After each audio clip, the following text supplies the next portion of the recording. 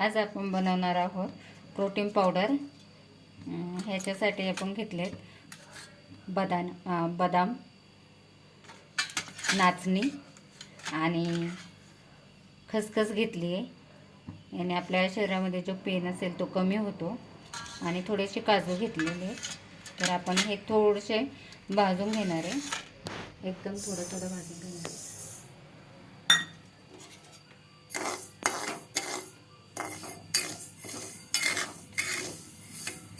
ही powder आपण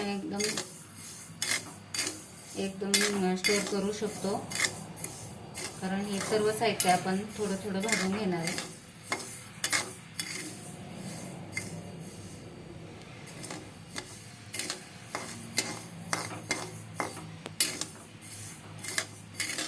याला थोडंसं नाचणीलाच थोडा जास्त वेळ लागतो भाजायला।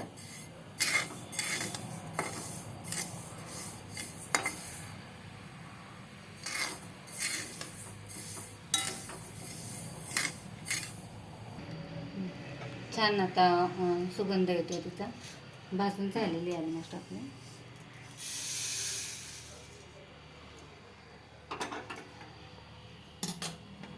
आता खसखस भाजून घेते।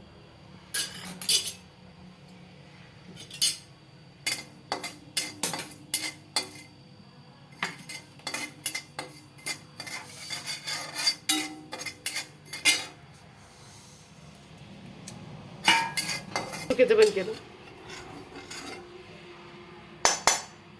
खसखस खूप छान अशी खरपूस भाजून घेतली, सुगंध येतोपर्यंत। आणि आता आपल्याला बदाम थोडेसे भाजायचे।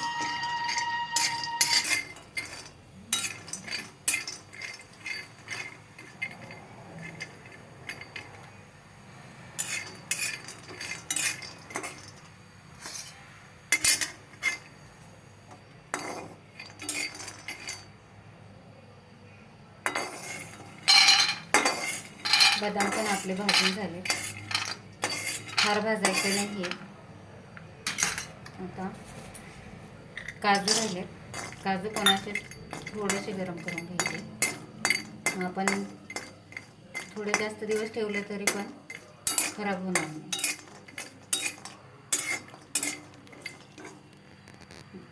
काजू सर्व साहित्य गरम करून घेतलेले आहे। आता हे मिक्सरमधून ग्राइंडरमधून छान बारीक करून घ्यायचे, आणि मग मी तुम्हाला ग्राइंड करून दाखवते।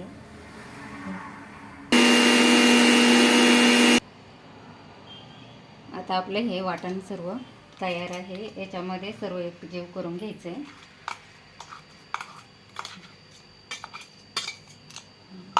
ही प्रोटीन पावडर आपण एक काचेच्या जारमध्ये 15 दिवस आरामात टिकू शकते।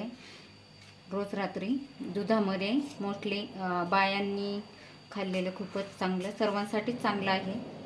पण स्त्रियांमध्ये रक्ताचे प्रमाण कमी असते, त्यासाठी याच्यात नाचणीचा वापर जास्त केला आहे ना, तर त्याने लवकरच रक्ताची पातळी पण वाढते, रक्त वाढतं।